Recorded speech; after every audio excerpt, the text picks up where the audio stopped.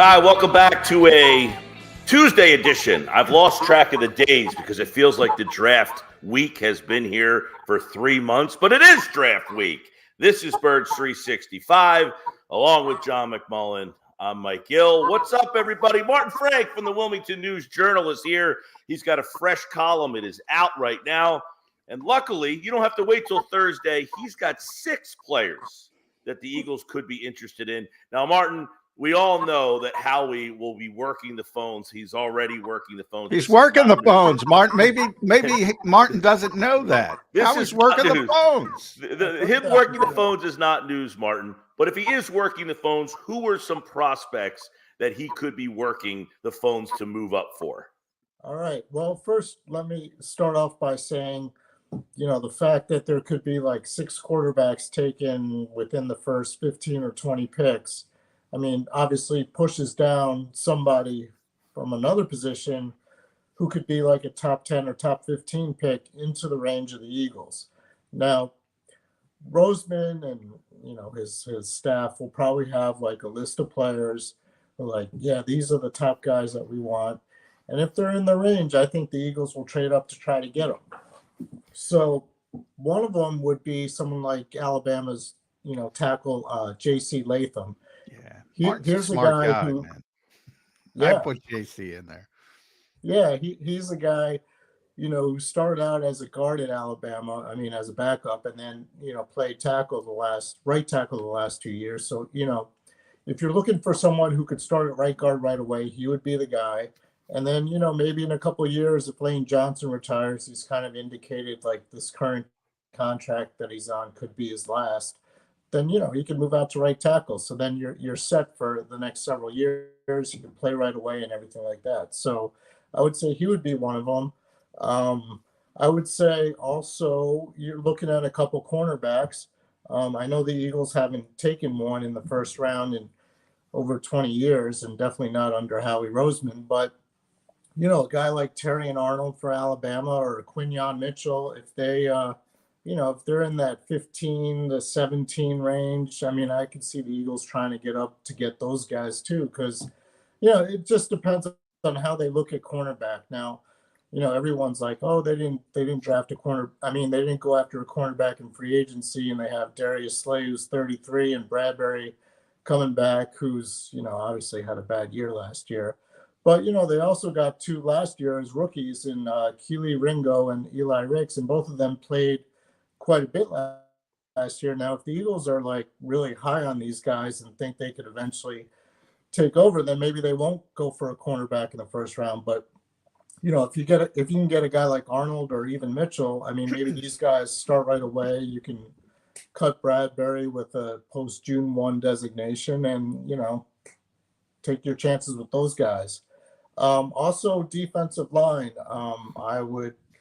I would say someone like Leitu. Yeah, Martin, you are killing it, buddy. Now that's just from my perspective, but he would be someone they might not even have to trade up to get. He might fall into them at number 22. And the other one would be Dallas Turner, from Alabama, who could be in their range. Now, here's the last one that I often get killed for because, everyone's like, why would the Eagles take a wide receiver in the first round? But I would think if Brian Thomas is somehow in their range, like he could be a guy they'd go after. If you remember, they haven't addressed the number 3 receiver in free agency. You might think Paris Campbell or Devontae Parker could be that guy, but I'm not so sure. Here's a guy they could pick. He could be the number 3 wide receiver, and then you got to look 2 years down the road because at that point in 2026, AJ Brown's salary cap hit is $41 million. Devontae Smith starts his 3-year, $75 million extension. Those 2 guys are really going to be really expensive in 2 years, and they might not be able to keep them both. So, and obviously Smith is signed through 28, so they're not going to get rid of him. So it's possible. I wouldn't rule it out. That's for sure. Yeah, I wouldn't kill you for. I wouldn't kill you for Brian Thomas if he falls for that. The only name I think is pie in the sky that you mentioned is Dallas Turner. I think he's going to be way too high for the Eagles to get in that conversation. Everybody else, I think you're spot on, but I want to focus on Latu for this reason. And maybe it's me, Martin, but when Howie did his pre-draft press availability, he got upset at being pressed on Hassan Reddick. Maybe not upset, but frustrated, I would say. And he's a very experienced GM, and he's used to fending off stuff like that pretty easily.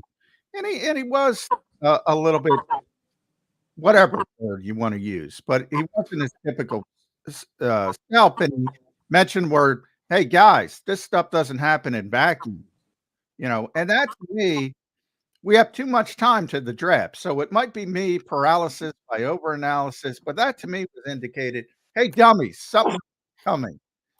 And I'm thinking to myself, if they medically cleared Latu and they brought him in on a top 30 visit, because he's got some medical issues, he had neck fusion surgery, had to medically retire for a while while he was at Washington. Boy, if he didn't have those issues, he might be the best defensive player in this draft. That to me is a very equal-y pick if they cleared him medically. Am I going too far with this conspiracy theory? No, not at all. I think sometimes people try to like overthink these things. Well, that's overthinking probably, but yeah, and if the guy's good and you think he's going to be into your team and everything, and he can play, you're going to take a chance on him. I mean, that's just the way I see it. Obviously the neck thing is a concern, but he's played like I believe every game the last 2 years at UCLA. I don't think it's been an issue as far as I know.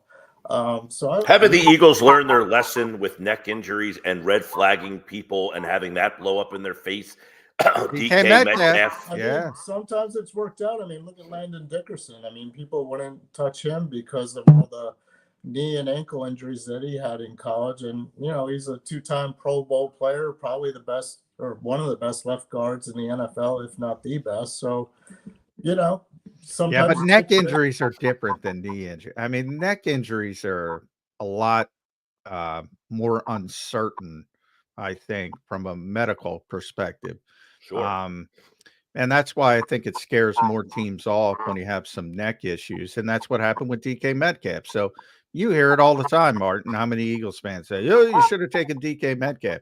He was off the board. The medical people said you couldn't take him till day 3. So, I mean, at that point, blame them, and they've changed that staff since. But, yeah, that happens. I mean, and Howie mentioned that in his press conference, the medical stuff. It's like, we're not experts. We have to rely on them. So when it comes to those players, understand certain guys are probably going to be flagged for medical reasons. And Latu might be one of them. Hopefully he's not, because he's a very good player. Yeah. Yeah. And the one thing, it's a position that we know that they would draft, and edge rusher is something that no one would be shocked. Martin, you wrote at the Wilmington News Journal about the Eagles trading up and the lessons that they've learned from not doing so in the past. So kind of give a little expository, if you will, on that reasoning on why and what they've learned from not doing it in the past. All right. Yeah. You go back to the 2014 draft, and coincidentally, the Eagles were picking number 22 that year. And Chip Kelly was the head coach, and I remember he was telling us that they have 6 players that they really like. So they're sitting they're sitting there number 22, and the draft gets to number 20, and 2 of those guys are still there. Well, sure enough, who was it? New Orleans takes Brandon Cooks at number 20. And then Green Bay trades up ahead of the Eagles at number 21 and takes Clinton Dix.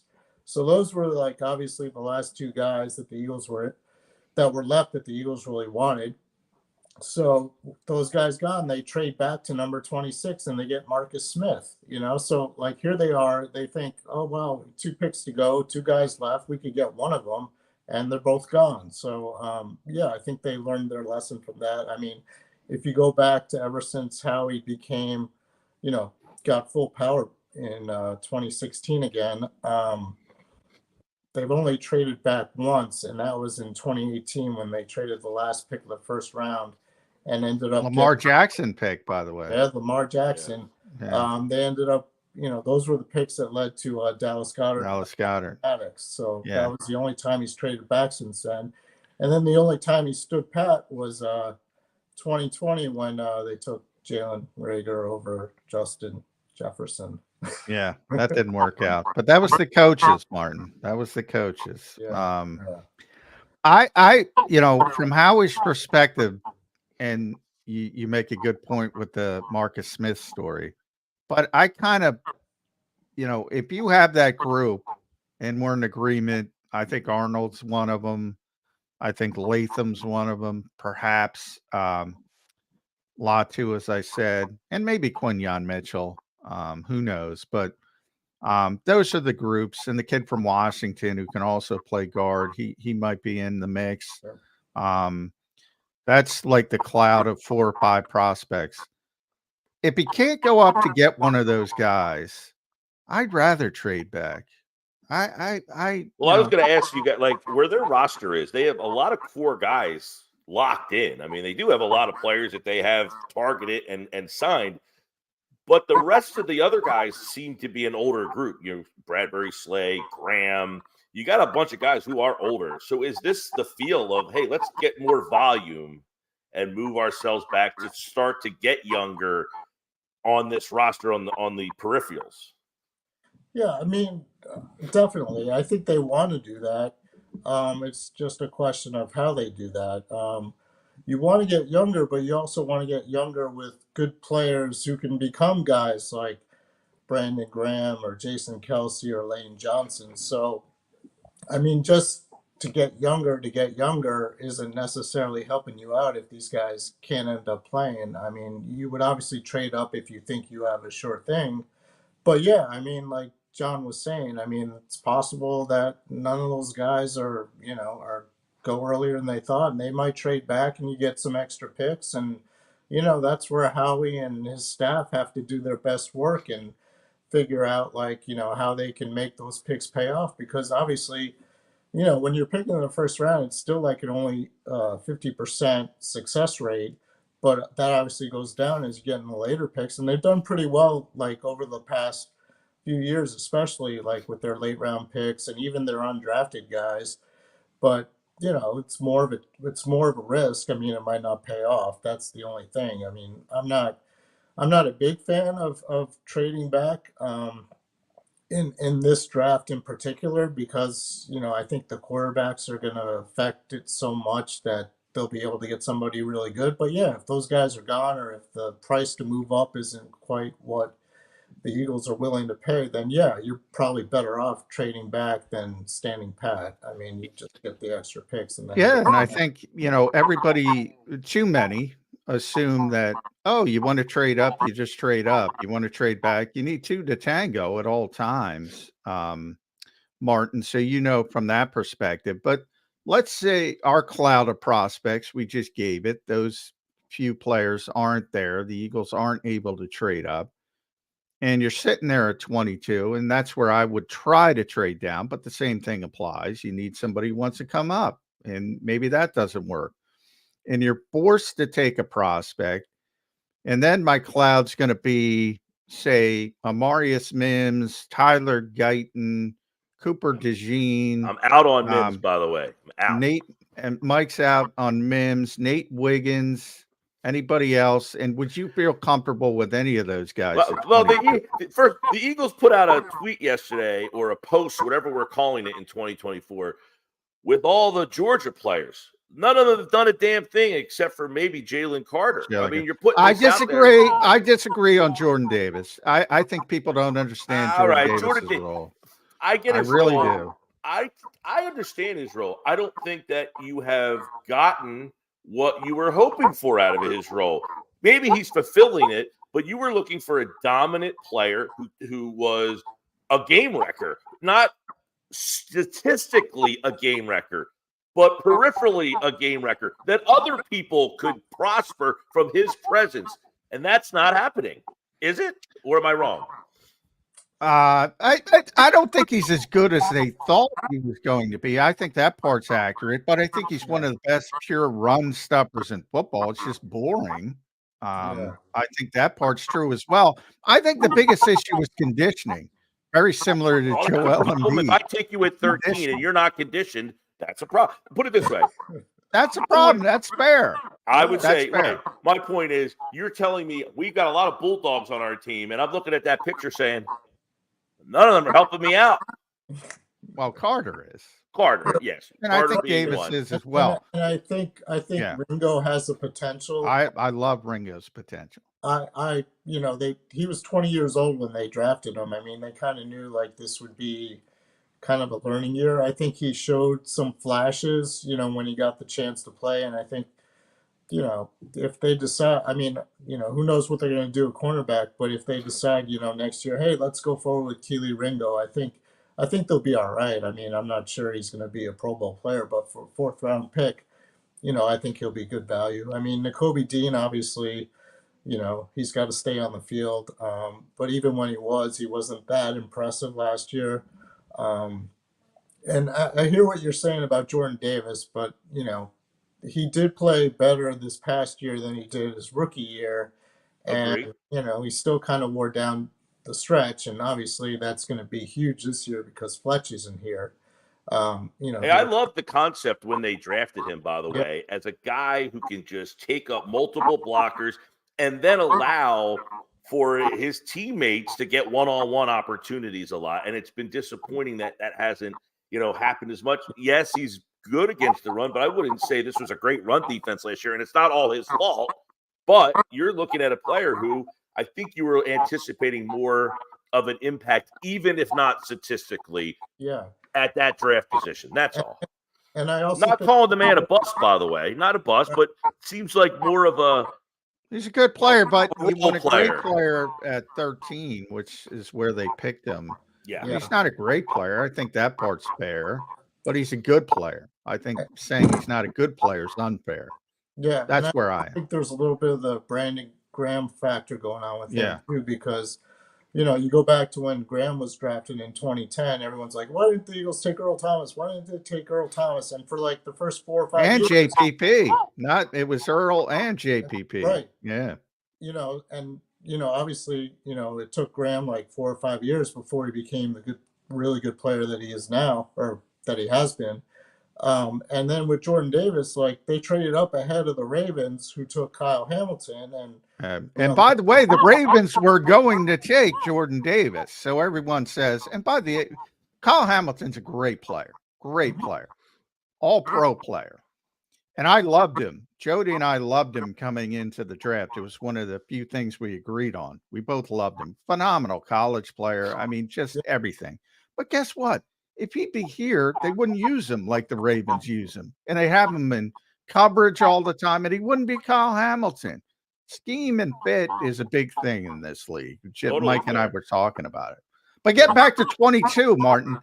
I gave you that cloud, and we got on that tangent, which I love getting on tangents. By the way, I'm not saying that Jordan Davis is a bust. I'm just saying no, you said he's a bust, Mike. No, he hasn't been what I hope yes, for. as the 13th pick, I agree. Yeah. And Drew's then still out, but yeah. So 22, Martin. You're forced to stay there because you can't trade up to get one of those guys we're talking about. Nobody wants to move up with you. So you got to take somebody. Mims, Guyton, DeJean, Wiggins, or somebody else from Martin Frank. Yeah. All right. So if those are my choices, I'm trading back and still getting one of those guys. But I'm saying you can't trade back. Oh, you can't trade back. Which one are you taking? So Mims, Guyton, DeJean. Who was the other one? Nate Wiggins, or you could pick somebody else if somebody else tickles your fancy. I like Grant Barton. I think that guy's a day one stinking starter Yeah. at right guard. He can play center. He can play left guard. He can play right guard. I think he's one of the safest picks in the draft, but it's not sexy. The Eagles aren't going to take an interior offensive lineman. But boy, if I could trade back like 29-30 and take him, I think they're a better football team. Yeah. I don't think the Eagles would do it. I would actually, if those are my choices, I would trade back and be happy with any of those guys. I just think, if I don't see any of those guys. Like the thing with DeJean is he might project as a safety, and I don't think the Eagles want to draft him as if he's a safety. Like if they're going to draft someone like that, they would probably go with Wiggins just because he's a true cornerback and everything, and I can see them looking He's at so small though. He's going to be terrible in the run thing, like, support. once you get past like that group of six, or if you want to go a little bit higher than that, 7 or 8, there might be a few other guys in there too. I just don't see it worth staying at number 22, and you can trade back, get some extra picks, and still get one of those guys, and take your chances and hope he develops. I mean, I don't see any of those guys you mentioned as being like really game changers, like Mims and Guyton. I mean, they're pretty raw. I mean, they would need a lot of work. And I think if you're going to draft an offensive lineman, you want someone at least who could play right away at right guard because, I'm not so sure they're sold on Tyler Steen. I mean, they tried that actual strategy last year, drafting a guy who played tackle in college and seeing if he can play guard. A guy like Latham, for example, has experience doing it, so it's not as big of a transition for him. Yeah, I thought about that, Martin. And I say, what if you draft Latham and he turns out to be like Landon Dickerson on the right side? You don't want to move him, and all of a sudden Tyler Steen's your right tackle because he's more comfortable playing tackle. That would be ideal because Tyler Steen's a tackle. Yeah. Yeah, and he's a good player. By the way, I will say as well, I'm not anti-Mims because he went to Georgia. That was more of a – but I agree with you, Martin. The guy just hasn't played all that. He's only played like 8 games in his career. He's very, very raw. And as you said, Martin, his body – I mean, he is a flat-out tackle. I mean, the guy is – if you look at him, he looks like a wide receiver. I mean, the tight end maybe. He's just so narrow. He's certainly a tackle, not a guy you would move to guard. And as we all know, they need a right guard. Plus, he's 6'8". You can't throw over him. Exactly. Although, Landon Dickerson's 6'6". So, I mean, they're getting bigger and bigger. And Landon Dickerson came in with the versatility to play up and down the line. Mims had really, in 8 games, has only played one spot, very raw. But Latham, it would be interesting. And as you said, the fact that they plug him in at right guard, I would agree with you guys. Similar to Dickerson is, man, we found our right guard. Now we can – it's almost like an evolution, though. Like, fine, this year we thought we drafted this guy like Juergens. Now, Juergens ends up moving back to center, but Dickerson was originally the guy that was going to take over for Kelsey until they moved him. So then they had to take Juergens, because they decided. By the way, Isaac was the original Jason Kelsey. That's true. Parent. They went through 100 heir apparents, I think. That's right. So there's nothing to say they can't have the same mindset here and still find someone in the process. Sure. And who's to say like in 2025 or 2026, hey, Latham's worked out so well at right guard. Let's draft a tackle and, plug him in and replace Lane Johnson. I mean, they could, like John was saying, they went 2 years in a row basically drafting Kelsey's replacement. They can go 2 years in a row drafting Lane Johnson's replacement too. Yeah. Well, you can keep it going. It's not in a vacuum, as Howie would say. Not in a vacuum. Yeah. Lane Johnson's got, 2 more real years on his deal? I think he's got 3, doesn't he? Got 3, and then the Boyd year. But he said he's got a couple years left in him, probably. Yeah. So I'm thinking more 2 years for Lane. But we'll see. I want to go back to, you mentioned wide receiver, and we talked about this the last time I was filling in here, which is if they take a wide receiver, what's the messaging there? You kind of hinted at the A.J. Brown iceberg that could be emerging here down the road, especially if they took a wide receiver at 22.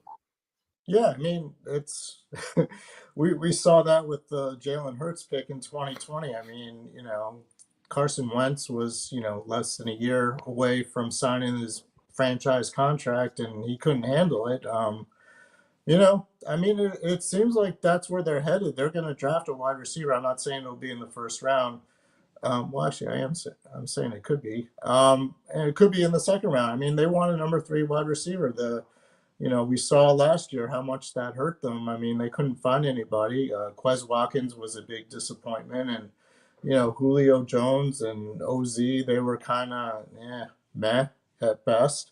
So, they had a big drop off from AJ and Devontae to the number 3 guy. And if one of those guys gets hurt, AJ or Devontae, I'm talking about, there's still a huge drop off. I mean, is Paris Campbell good enough to be like a number 1 or number 2 guy anymore? I don't think so. He had one good year. I don't think he ever was, Martin. Yeah, he had one good year, and then last year he averaged like 5 yards a catch. Like, how do you do that? How do you do it running a 4.31, Yeah. which he ran? How do you average? I don't know. That has to be like one of the most mystifying stats. I think he had like 20 catches for 104 yards last year. Yeah. Well, the Giants had poor quarterback play, as we know, with all the excuses for Saquon Barkley. But Tyrod Taylor looked like can't get the ball down the field, man. Can't get the ball down the field with that offensive line. Yeah. Yeah. So, I mean, I think like they're definitely going to try to get a number 3 wide receiver in the draft. It's just a question of, where they see it. I mean, they could go in the second round, get somebody really good too. By the way, Lane Johnson under contract through 2026, so this year and 2 more. Yeah. But obviously the Eagles will, if he wants to continue playing, by then his guaranteed money would be up and they would have to work something out anyway. And then the Boyd year starts. So, but that's Lane's situation. You did bring up all-ball linebacker, because that's, to me, guys, if you were doing a power ranking of positional groups, that'd be last in my mind. I don't know if you guys feel differently, but that would be last. They need an off-ball linebacker. Nakobe Dean spoke last week, and he called himself an optimistic realist. I'm like, oh, what are we talking about here? He believes in himself, but he's got to prove it. He hasn't played, as you mentioned. He started 4 games last year, and I think people forget what you said, Martin.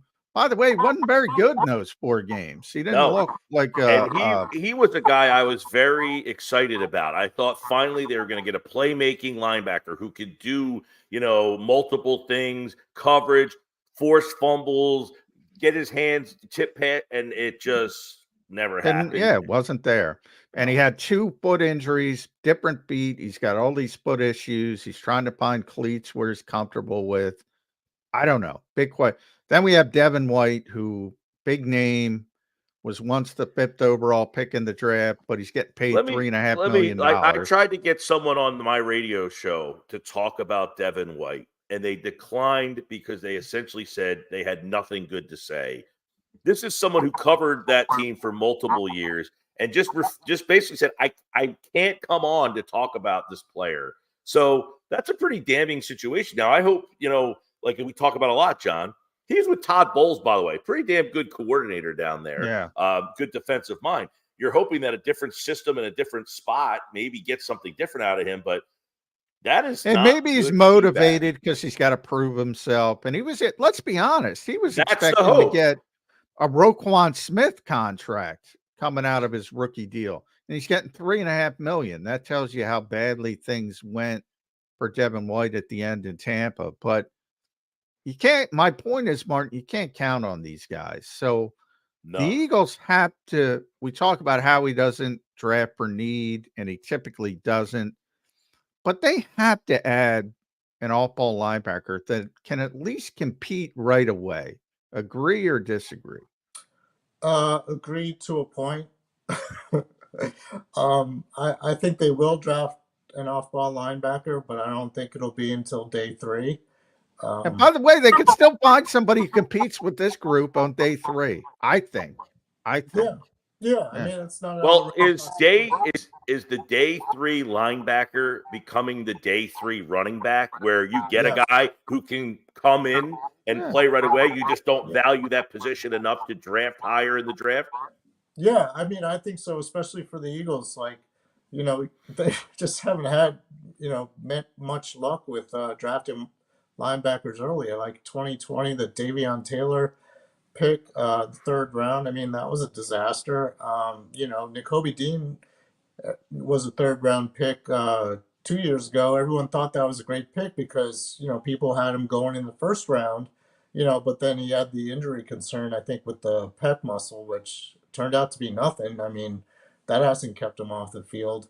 So I just think, like, that kind of shows Howie and the Eagles that, like, there's no sense of valuing an off-ball linebacker that early in the draft. But yes, you can get somebody in the fourth, fifth, sixth, seventh round who could compete for a job, and if you need him, he can fill in. I mean, they look at a guy like Ben Van Sumeren, someone they signed as an undrafted guy. He ended up playing, here and there towards the end because they had nobody else. I mean, that's the thing. Like, it's just it And was remember, so the best linebacker they've had the last couple of years TJ is an Edwards undrafted guy in TJ undrafted. Edwards. Yeah. Yeah, Yeah, and and they should have Corey re-signed Clement, him, the but hero that's of a the Super pet Bowl, was peeve. an undrafted running back. You know, Yeah. that's kind of where they see it. I mean, yes, I think they need to draft one, but no, it won't be early, and you know, they're So see what you're they talking have. about 120 on day 3, I believe.